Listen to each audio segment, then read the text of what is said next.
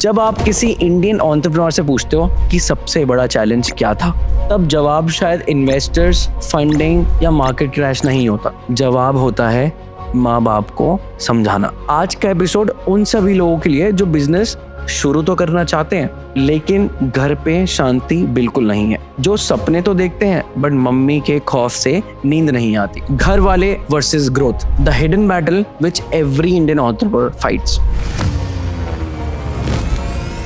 हर Indian middle class family के दिमाग में एक ही एसओपी होती है, पढ़ाई कर, डिग्री ले और नौकरी ढूंढ। एंटरप्रेन्योर बनना मतलब उनके लिए पढ़ाई छोड़ के नशा करना जैसा। आप कह रहे हो स्टार्टअप और घर वाले कह रहे हैं सरकारी नौकरी। बिजनेस करोगे? अरे शर्मा जी के बेटे ने भी तो ट्राई किया था, अब देखो यूएस जाके नौकरी कर रहा है। चलिए कुछ रियल कहानियों के बारे में बात करते हैं। Kunal Shah, founder of Cred, left MBA, no fancy degree. Parents were not convinced initially, but today worth crores.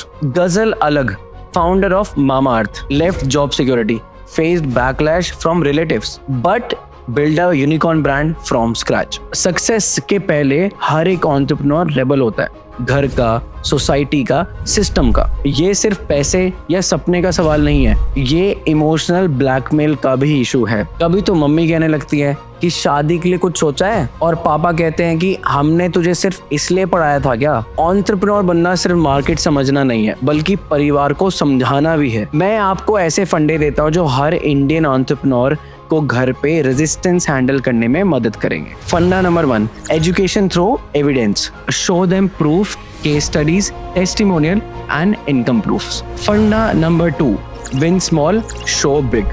Do side hustle, bring in small income and let results do the talk.